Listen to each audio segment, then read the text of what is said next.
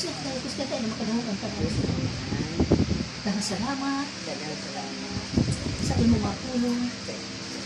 Sa akong nadunggan. Salamat. Sa dakong imong gugma. Nagkaroon pa nato pasakit. Kung gidawat na ako si Jesucristo. Na personal na akong manluluwas. O Diyos. Salamat sa samahan.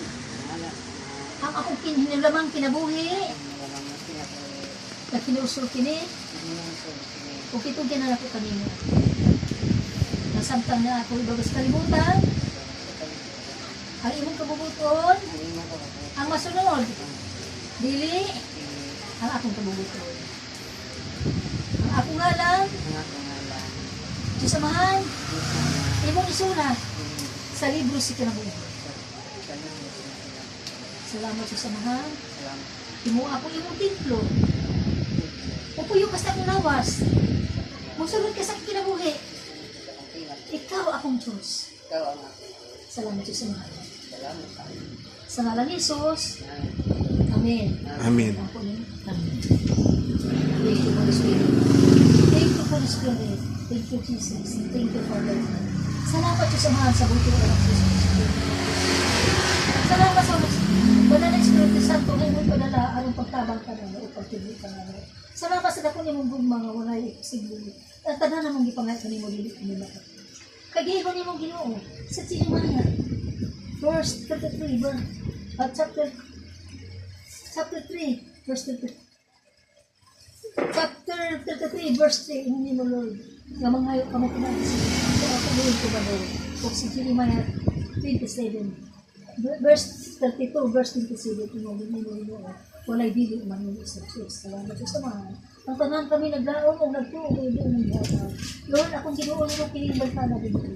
Ikaw na kailasan kinabuhi kung sa man siya kang Ginoo. Imo na sa bago. Siya imo ng anak. Imo sa imong templo, ikaw iyang Diyos. Salamat sa samahan. Ikaw magpubay sa tanang kinalanan niya din. Lord, nabinagro ka sa pinagpulo. Ito magpadalangin, Lord. Sa financial, Lord, matagkata kami pagkaulog sa matagkadukaan ikaw, Ginoo. Matagkigayong Ginoo, mas nang panahon na Ginoo, Lord. Ikaw pa siya maka-admit. Patagal mo siya paglawas ikan sa ulo hanggang sa lapalapa.